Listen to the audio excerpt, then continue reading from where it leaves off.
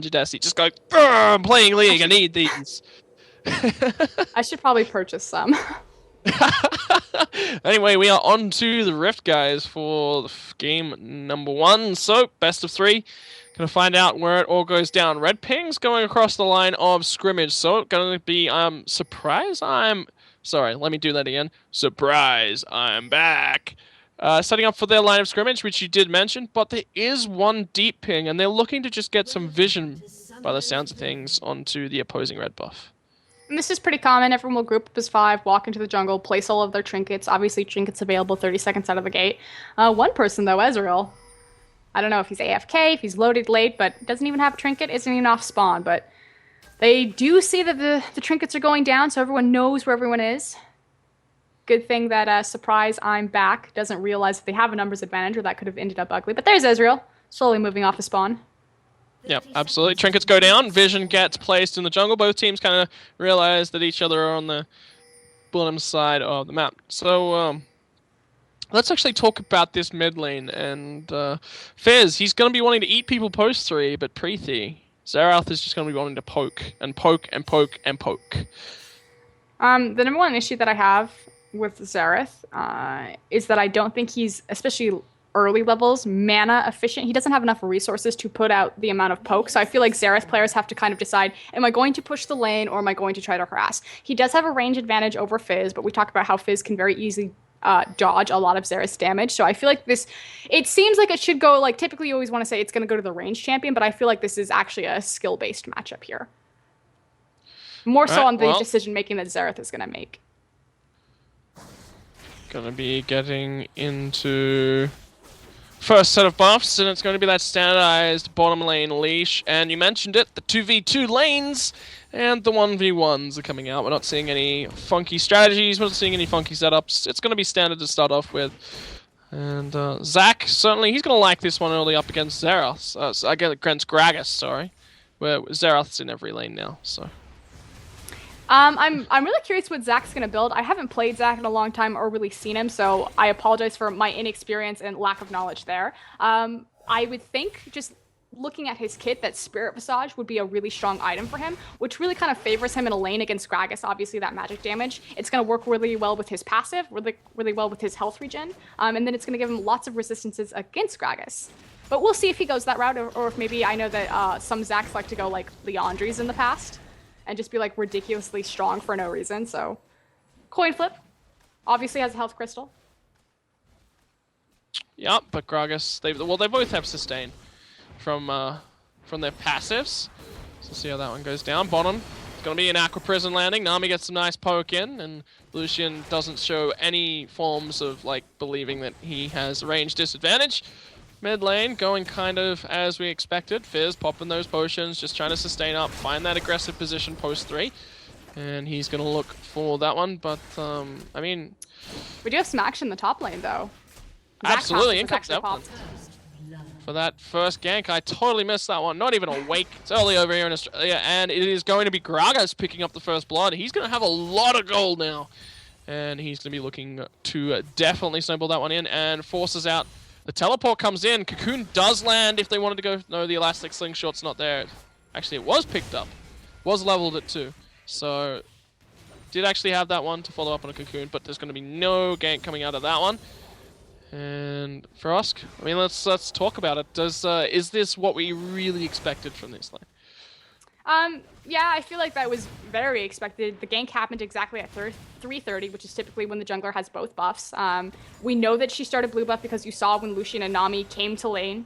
So you know that there was a delay, so they were leashing the blue buff. So you knew that Evelyn was going to be in the top side of the map, double buffed up at 3:30. The trinket ward was out, obviously the stealth was there. He had the elastic slingshot level 2, so he was thinking about it, just kind of poor positioning right there, and a really good follow-up from Wedge.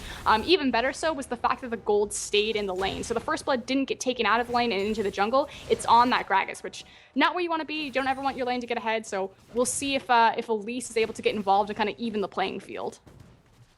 Yep, absolutely. Gragas going to return to lane now with an amplifying tome and a second Stirring Ring up against the boots. And I'm not sure if I like this boots pickup. Offers no stats apart from mobility. So I think the only thing he's trying right now is he's afraid of Ev.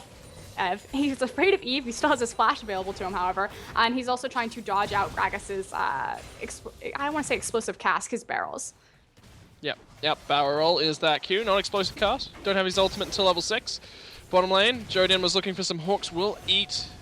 A little bit of poke there from the Tide Caller's Blessing. And Nami is providing some exceptional lane control in this bottom lane. She's the one that's really been controlling the flow of things down there. Controlling the flow. I wanted to talk about it, but I'm looking at this mid lane now. Yeah, gank in the mid lane. Cocoon comes down, pauses as well right at the same time as Wedge loses a large chunk of his health bar. And now it's going to be Tim the Pope looking to go in and fight a kill when this pause does come off cooldown. And Wedge actually disconnected, so... Not where he wants to disconnect. Yeah, no, that's certainly going to be a little bit of an interesting thing to watch out, but something we haven't talked about so far. And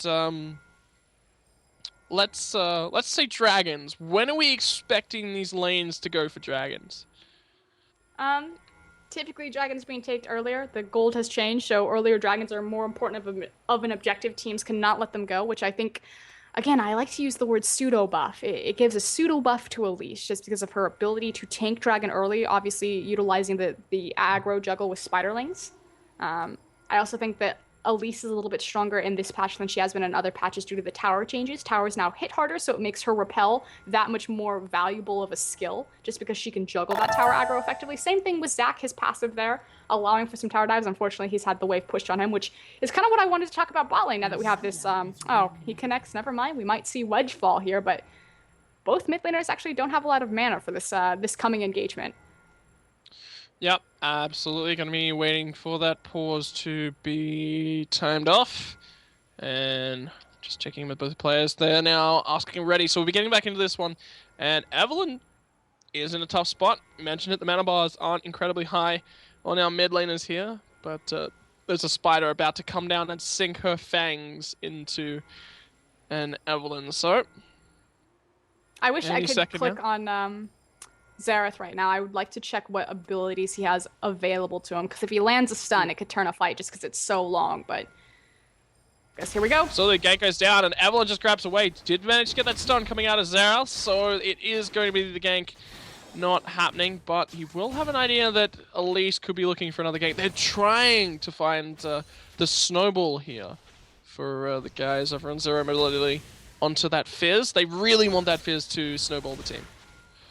There was actually a ping going down bottom, and it looks like Elise is going to get involved. Absolutely. Ezreal's taking a huge trade. Actually going to find the Aqua Prison. He's in trouble. The Ignite on towards Dead Eternal. Will they find him? And now in comes the Elise for that gang. Teleport burned by Gragas. He's going to be doing the fight, but it's going to be that Noxious Bite picking up the kill coming out from Elise. Now will get knocked up by the Gragas Body Slam. He drinks from his mighty barrel, but he will not be able to turn that one around with the teleport gank, and that does give Zac a nice little bit of time to pick up some bonus gold and some pressure onto the top lane turret.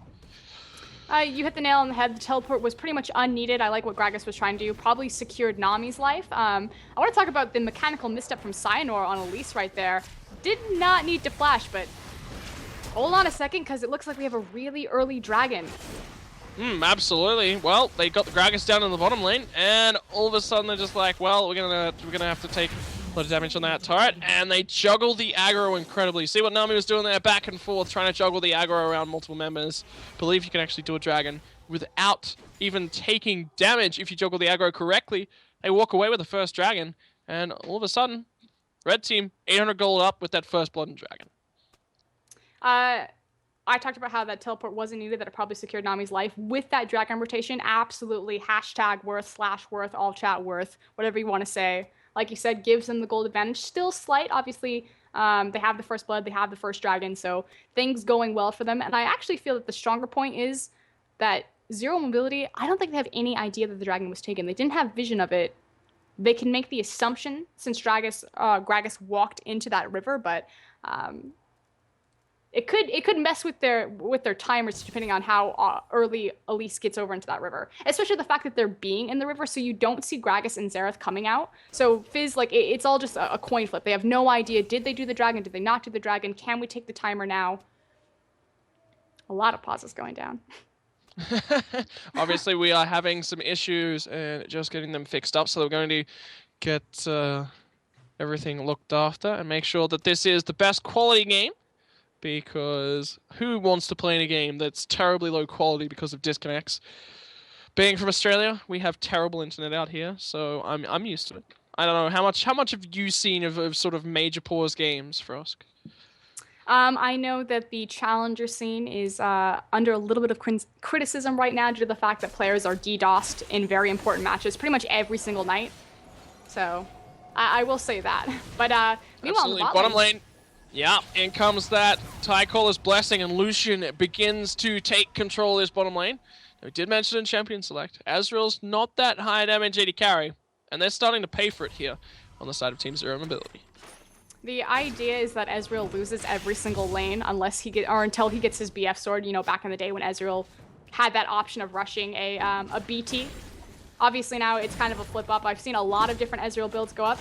Looks like this one's going to go for that Bork, as opposed to the Eye-Edge rush. So a bit of different power spikes. Bork's gonna power spike earlier in the mid, but right now Lucian full control of that lane. And top lane, speaking of full control, Gragas. Oh my god. Evelynn! Oh, she's gonna get the execute! Wow, just took a little bit too much damage. Didn't quite get the kill down onto that wipe cam, and she will go down.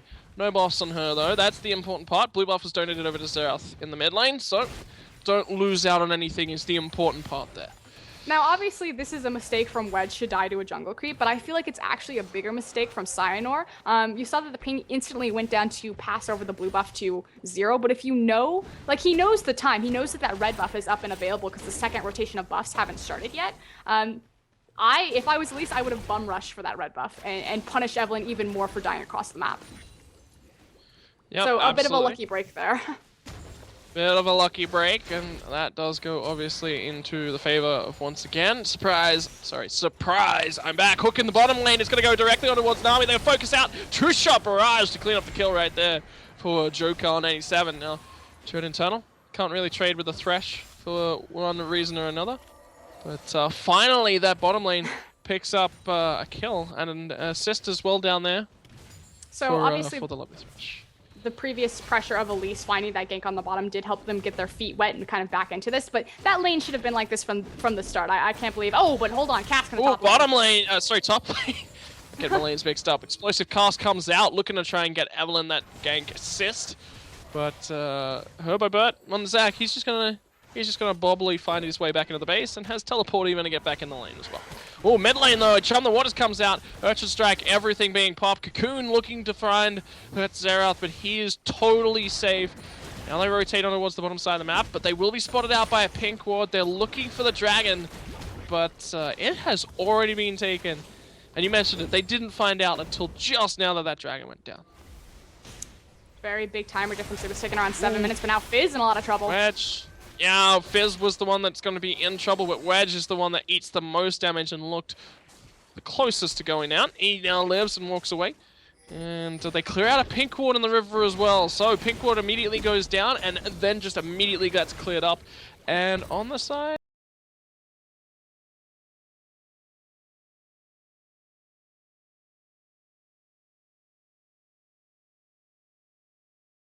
timer, but they lost the pink ward, and Zac might lose more than that. Top lane, yeah, Zac, he eats a barrel. He's trying to heal back up off that passive, drink as many potions as he can, get back into this one, but it's going to be that Sheen that's doing the work right now for Gragas. Gragas doing some excellent damage right there. Wedge is going to get caught out on that ward, going to clear it up with the sweeper. I did want to talk, maybe we can finally, although I feel like Zac is playing with fire here. Cask is just about available. But, there's a reason that he's hanging around. Oh, there it is. The explosive cast comes out, hits nothing, and now he's out of mana. Just gonna drink from that barrel. Will get cocooned up by Elise, and she does get the venomous bite in on towards Gragas, but not gonna follow that one up. And he's gonna back away with 0 mana. Teleport is available, so you'll probably be able to see this time. Mid lane though, Tim the Pope gets the damage from that Seastone Trident, and the Chum the Waters comes out to help him get out of there. Now it's going to be another troll pull, stripper pull, and man, he's in charge of the bitches. He walks away from that one. Lucian in the bottom lane going to pick himself up a kill as well. True Shot Barrage sent Lucian Nami decently low, but not enough to pick up a return kill for Ezreal. Now Gragas is half health again in this top lane after returning to it. Herbobert, I mean, he should go back soon. Being pushed this far up against an Evelynn is not a smart idea for us. I think he's just trying to clear the wave, go back, possibly wait for his... It's unfortunate because his teleport cooldown isn't synced up with him. I think he's sitting on, what, 3,000 gold? No, he's sitting on 800 gold. Okay, so he just bought. What did he buy? Spectre's Cowl. Oh, I see. Spectre's Cowl, yeah. Yeah, he's just not having a fun time in that top lane. But I want to talk about the bot lane real quick. When we saw like Thresh just walk up and hook Nami, that's exactly how that lane should go. I'm actually really surprised. We talked about how Ezreal isn't known for his damage in the lane, especially kind of compared to Lucian, but Thresh is such a total threat. And the fact that what's his name? Chester's Rule? Cheeto's Rule? Cheeto's Rule. That's his name. Cheeto's Rule is doing such a fantastic job creating a zone with Nami. Nami isn't a support that's known for being able to create a zone. Most of her power, she's kind of like what I call a defensive support. Soraka, Janna, they don't create the zone for the AD carry. They help enforce the AD carry zones, usually with steroid buffs. In this case, Nami's E. Obviously, she has the bubble threat, but if you have to think, if she misses her bubble, she's pretty much SOL. Thresh can just walk up to her and just monster her for no reason. What they're doing fantastically on SupRyze is they're keeping the wave push. Constantly, they're using everything that they have to make sure that there's so many more minions in front of Thresh's death sentences that he's never able to find the connection that he wants. So this is really just being outplayed as far as stylistically. Yep, absolutely. And making some nice advantages down there. Gonna be 20 CS up now for Lucian. And you can see he's rotating into that Infinity Edge. Dragon spawns, and even though they didn't have the timer from Zero Mobility, they do know that it is up. Clears out one pink ward from the side of Cyanor, but the bottom lane is still there in favor of SupRyzeImBack. They're down there, they're in the bottom lane. They can't be doing the dragon. And at least she's looking for that gank for us. I mean, they want to do this second dragon. They want to get the gold increase from it. And they're trying to make something happen on the side of Elise. She's only had one successful gank so far. Definitely clearing out that pink ward. The advantage, I'm actually going to put it over to Zero Mobility just because the teleport is up, so they could look for a numbers advantage, but meanwhile in the river... Out comes Xerath Ultimate, looking to try and do a lot of damage underwards Cyanor, forced to flash away, and this could be the dragon being picked up right here. Mentioned it, teleport advantage coming in from Zac. It's not available for Gragas, so may not see him here, but Dragon started up. In comes Thresh. Joden looking to try and get some vision down. Will he go for the death sentence? Certainly looking at a Cyanor still here. Two-shot barrage comes through. Smite not picking up the Dragon, actually picked up by Lucian, and then Evelyn's going to go down, followed quickly by Elise, and now Joden gets bubbled up. Ignite down on towards Dragon finally. Exhaust on towards Joker. Joden is taking incredibly low, and now comes the culling, and they pick that kill up. And Joker is just forced to back away from that one. Can't do anything, and Tim the Pope as well. Couldn't even get in on top of that fight. Needed to be shoving that mid lane, and he does. And now he's going to return to the base. Superior position in that team fight, but meanwhile in the top lane, Let's Bounce has just been procced. Yeah, here comes Let's Bounce, picks up a bunch more of those bloblets and heals himself back up. And all of a sudden, health bars are somewhat even, but the mana trade is certainly significantly in Herbert's favor. Definitely doesn't have that resource to deal with, find any issues there. Oh, now in comes the Elastic Slingshot, forces the flash away from Calorian. And nothing he can do. Dash in the bottom lane. Relentless Pursuit. Lucian always looking for those kills. And with the no mana cost ability, I mean, you can always pop that one. I'm super curious that Calorian wanted to play with fire that much, but meanwhile Wedge now in the top lane looking for possibly a counter gank. No, he's just up here, showing his face. Will come down with the Elastic Slingshot. Teleport now from Gragas. Herbert running back over towards Cyanor. Down comes the Volatile Spiraling. Damage being dropped on towards Wedge. He's incredibly low. Will get underneath the turret. Oh, the flash in from Herbert with that stretch, and Strike's going to pick up the kill. Lichbane is there for Calorian. Passive is now going to be propped out from that Zac, and Xerath waiting for the Bloblets to grip back up. They clear out most of them. One Bloblet remains. Will they pick up the kill? Damage now being dropped on towards Cyanor as Zac will go down. He's going to be forced to run away from that one. Look at the damage from that boot from Gragas. And let's just say that a little bit of drinking from casks is a lot OP. The Lichbane. The Lichbane Gragas teleport with red buff. That was Cyanor, so. Yeah, man. It was an attempt. I'm sorry. That damage was crazy. Oh, sayonara! Oh, I get it. I'm a little bit too late. 10 minutes later. Oh, but then puns, it's that's my thing.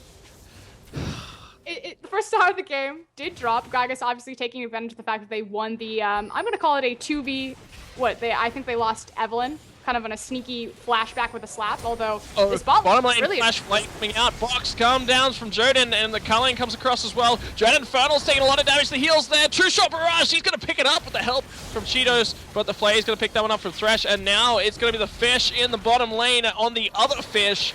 And man, this is a little bit of C-time loving, and Tim the Pope picks himself up a kill in somewhat of a fishy manner. See, I see what you did there. Really fantastic, fancy footwork from Dead Internal. Unfortunately, still ate the very tip of that two-shot barrage. Saw what he's trying to do with the dodge and the relentless pursuit. I feel like Zero Mobility slightly overzealous in their engagement, knowing that Tim the Pope was coming down. Well, there you go. And now Pinkward can be found out by Herbo Burt. Spots out Wedge, forced to... No, he's actually going to turn back around and trade. He has a lot of magic resistance. 3 AP dealing champions are here. Explosive cast to lock up Herbo Burt. Just drops down with the Let's Bounce. All of a sudden the focus on towards Wedge from Tim the Pope. Out comes the Zerath ultimate, looking for some damage. They're trying to snipe him off. We will live. Tim the Pope still alive there. But it's going to be Wedge that's the one that's low for the guys over on SupRyzeImBack. And something we didn't think about earlier is it kind of is a SupRyzeImBack if she ever wraps around and makes multiple ganks on lanes. Uh-oh. Zach found Gragas again. There it goes, the elastic slingshot on towards Calorian. They're trying to do the damage. Out comes the Chum the Waters. They're trying to focus on towards him. There's the bite, and Ezreal's going to pick up the kill with the last Mystic shot. Unfortunately, no assist there for Elise, but that did allow Lucian to snowball an incredibly large wave in the bottom lane. He's pushing incredibly hard. He's going to be forced to deal with. He might actually get this turret the way he's looking. Damage being dropped, half health. Mid lane, there's slowly the rotations. 3 people coming. You could probably stay and pick this one up. Elise is actually on the red buff. They're not coming down. Oh, man. Dead Internal. He bakes. Sorry, he bakes. He backs up. And that is the safer option. And now he's going to be returning to that lane. He has his eye edge already completed. Goes into that Brutalizer as well. And you mentioned it. These are Boots of Lucidity. Big issue right there, obviously the Boots of Lucidity, the CDR. I wanted to talk about the ward coverage though. He had superior ward coverage. Dead Internal knew that they weren't coming. He had actually a vision on the red buff, so he knew Elise had paused. I think he could have gotten a little bit more out of that situation, but you know, playing it safe, obviously sitting on a lot of gold, not going to fault him too much there. I will fault Gragas, however. He had a pink ward and a deep ward over the river, so he knew he was walking into multiple people. Still lost out there, but now, SupRyzeImBack, pretty much a free tower. And this is the biggest issue with Zero Mobility's composition, is they don't have any safe wave clear. Nope, it's all risky. Throw out a spider. Fizz has to jump on that stripper pole and give the creep wave some lovin' to be able to clear that one out. And Zach, stretching strike. It's pretty much melee. And other than that, it's unstable matter. Gragas, he's safely pushing in this top lane with that Lich Bane. Look at the damage that he does out on Herbo Burt. He is the one that's in the power position up here.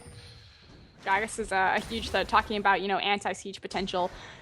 The fact that he can free up his mid lane when you have a Gragas top, they don't necessarily have to pick up, you know, someone like Ziggs, like Xerath, like Orianna for anti-siege, that you can have those champions like Yasuo who are a little bit more risky because he can clear waves with his barrel. But hold on a second, excuse me, Calorian finds Ezreal. Jokar's the one that goes aggressive. Cocoon will find out towards Calorian. Now Wedge comes in, drops the Agony's Embrace, and Xerath ultimate coming across. We'll find out towards Jokar. The culling is doing a lot of damage on towards Tim the Pope. He's forced to run out of this one. The tidal wave gonna pick it up for Nami. Cheeto's Rule is still alive in this background, and Cyanor's in a lot of trouble. They finally will manage to pick up Calorian's Gragas, but now Joden has been stunned up.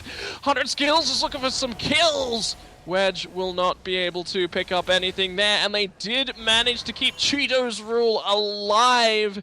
Zach dived so deep for that one. He was so low, and they just could not pick him up. Really going to give it to Zach, though. Obviously, he zoned off the most effective member of the team right now, Dead Internal, sitting 4-2-2, has the completed eye edge, so he did go deep for that. Unfortunately, his team was just not able to 3v3 effectively, so good job from SupRyzeImBack. It looks like it's going to be a free dragon. See if maybe they can find a steal. Find this one up. Hook does go on towards Cheeto's Rule, but Joden gets stunned up, and the damage dropped down on towards him. And now that is a 5-2 Dead Internal. And that is one big Lucian, and his late game damage received that significant buff. Like you said, having that eye edge as well as the recent changes on him. I like the fact that he's going eye edge into Ghostblade. Oh, although I'm looking at Tim the Pope right now, stunned for 20 seconds in that mid lane. Ghostblade, obviously the nice thing that it's going to do for Lucian, if you press Ghostblade when you ult, you actually get more shots off, so it technically makes his ultimate do more damage, although huge damage on Tim the Pope. In trouble, and out comes that explosive cast. Kalorian picking up the kill, goes incredibly low with the DFG finish right there for Fizz, but he's going to walk away. There'll be no Fizz. Oh, the snipe! Oh, Ezreal ultimate comes through. True shot, Barrage. And there is call of the game so far coming out from Frosk.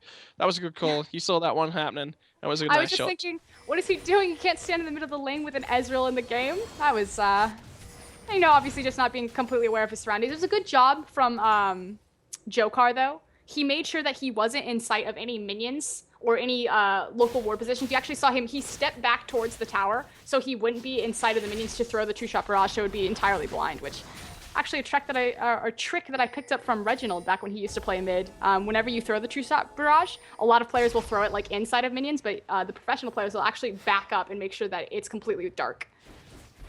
Yep, absolutely. Teleport comes down from Gragas into the bottom lane, and that will not be a turret picked up. Wedge has gone in very aggressive. Out comes the Agony's Embrace. Box is now down. They're going to try and be slowing up the chase. Cheeto's Rule ate the first box wall, and he was the one slowed up. They will get out of here.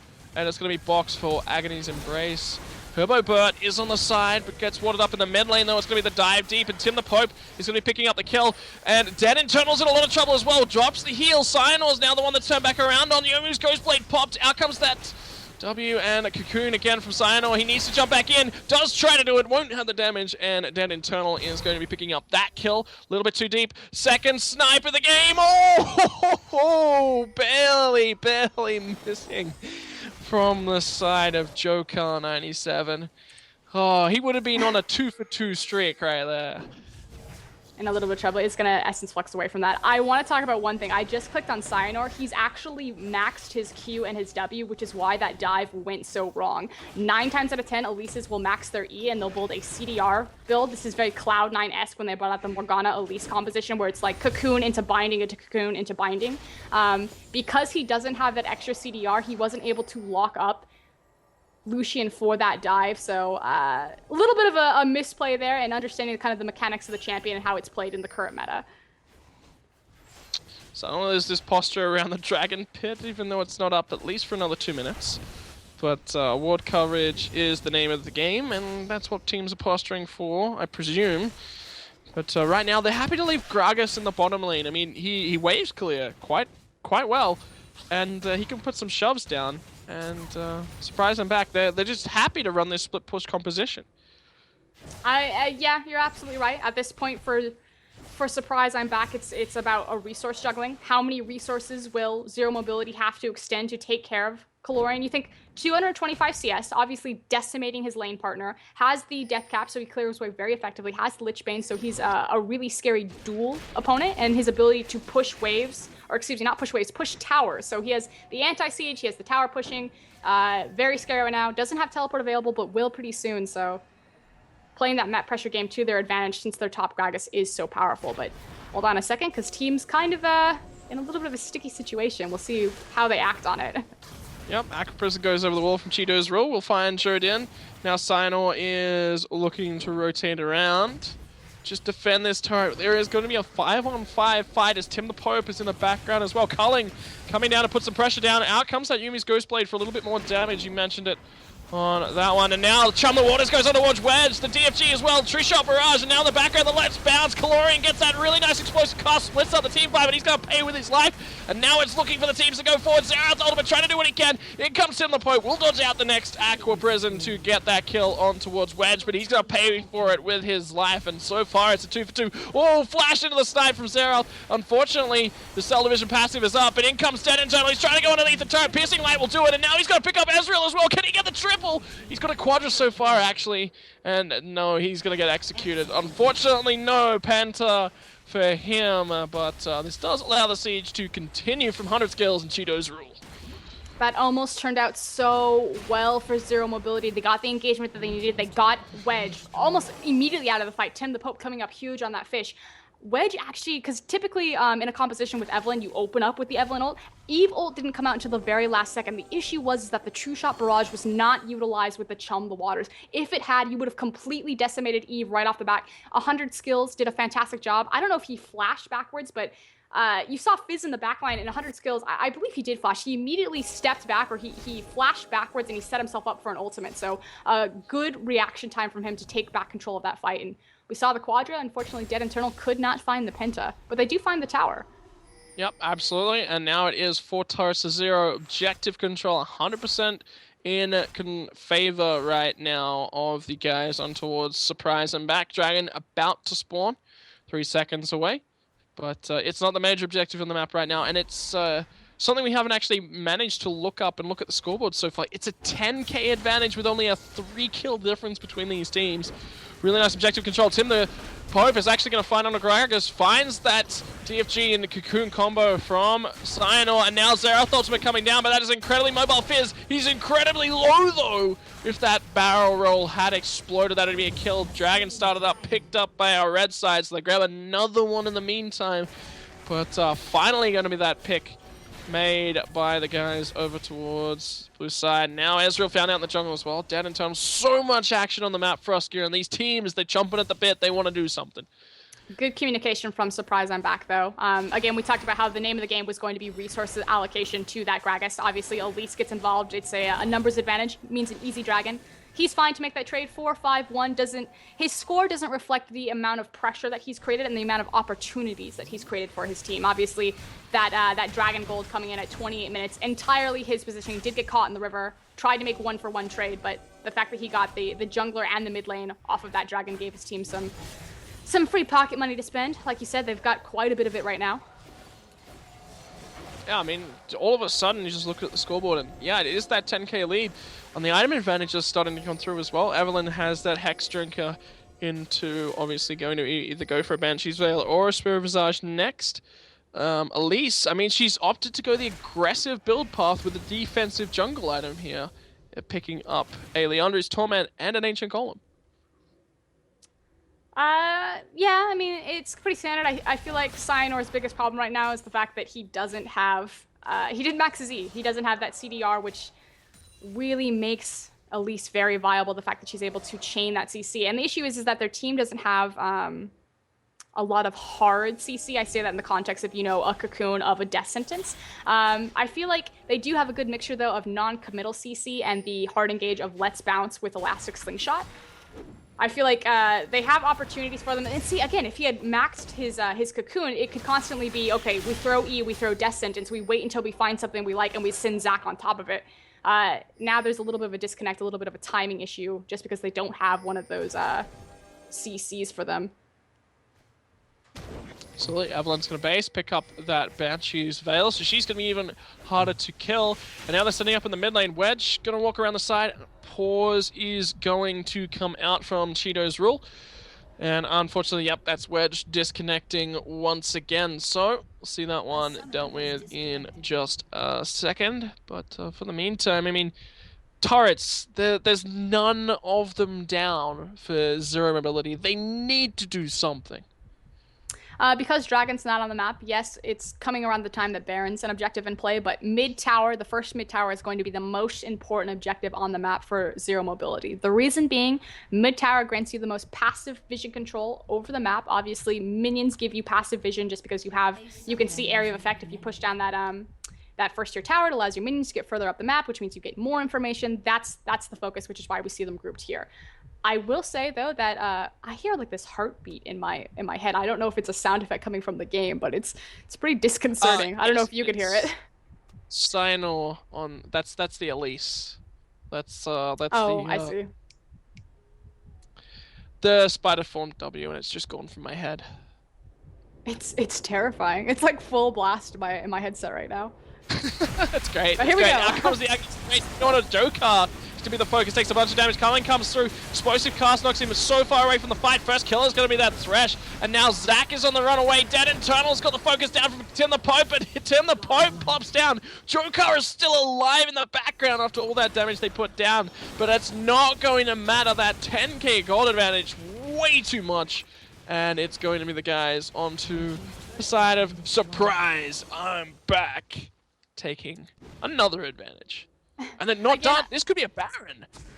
They could run through the Baron really quickly. You already have the Blade of the Rune King completed by Dan Eternal. He has the Eye Edge. Lucian, obviously, with his passive, can burn through objectives very quickly. So they have definitely the tools to tank this. And it's not warded. They have the pink ward, so this is free Baron. Yep, dropping incredibly quickly. And there it is. It's gone. And another objective picked up. We're out to 15k gold lead right now. Things are starting to get dire.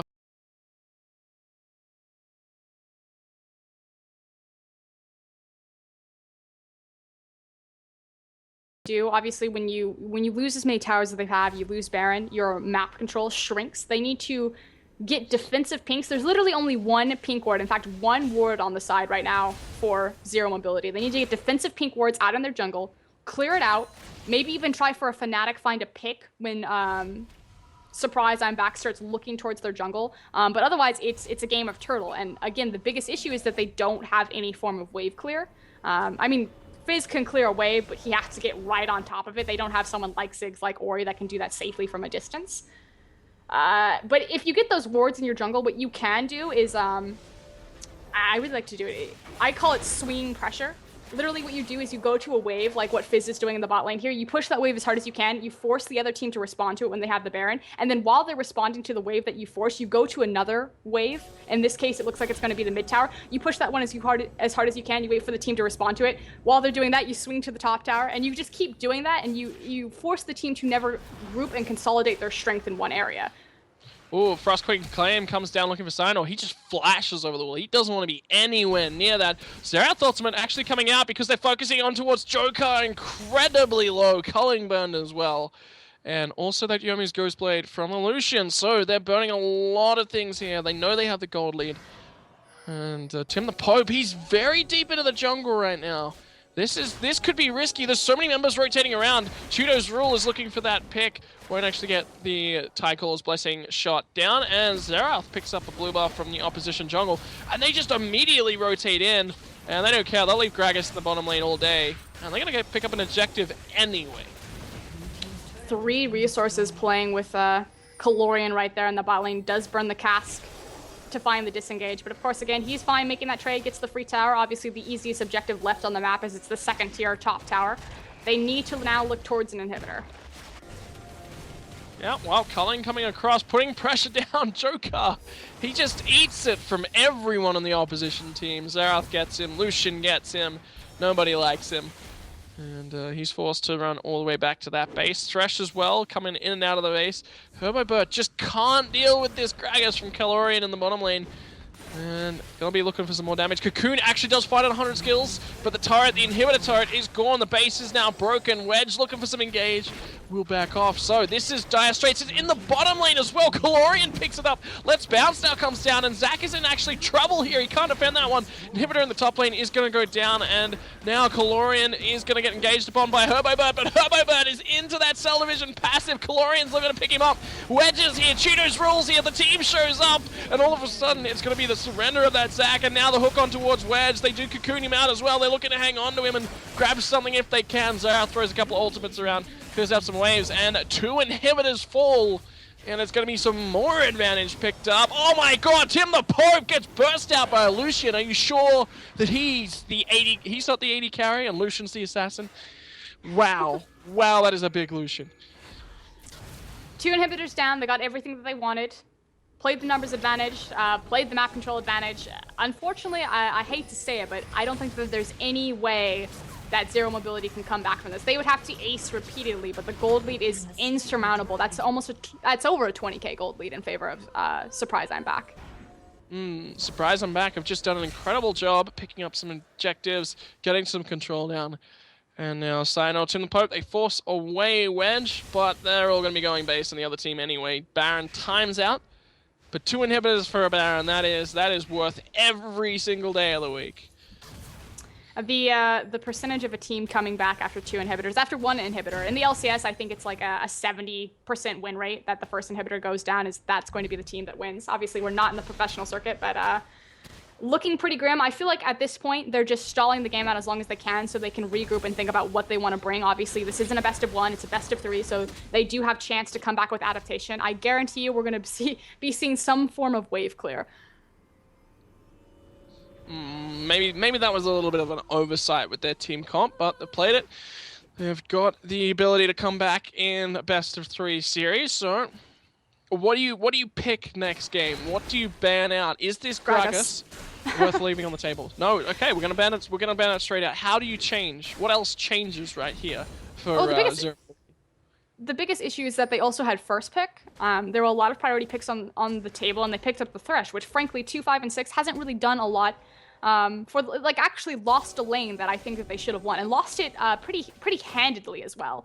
Yes, Lucian is strong, but we talk about how Nami was the big force creator for that lane, and that really shouldn't have happened. But hold on a second, because it looks like the last inhibitor tower is about to fall. Yep, absolutely. Pressure's coming down, and Lucian's forced to run away. Oh, it's going to be a flash. It'll hook on towards 100 skills. This is going to be a good fight. Zhonya's Hourglass, perfect, and now they separate the team with that Gragas ultimate. True SupRyze goes through. Tim the Pope gets exhausted out. Will manage to pick up 100 skills and force him into the grave, but it's also for the side of himself. Now Gragas is coming over the wall looking for Cyanor. And Cyanor takes the Lantern Train out of there. Piercing Light comes through from Dead and Turtle. Dead and Turtle turns it back around with the aid of Wedge. He's going to be picking up the kill. Flash forward from Joker. He's looking for some aggression. He's going to pay for it with his life burns to heal. He's going to live through that one. Barely. And finally, that last inhibitor is going to be the focus. And they're going to pick that one up. No GGs yet. Oh, there it is. The GGs start coming down. The wards get planted underneath the turrets. And start of the Nexus turrets falling. Joker comes out. Tries to defend, but game number 1 is going to go over towards SupRyzeImBack. And bit of a Jax mentality there. They found some nice objective control early on.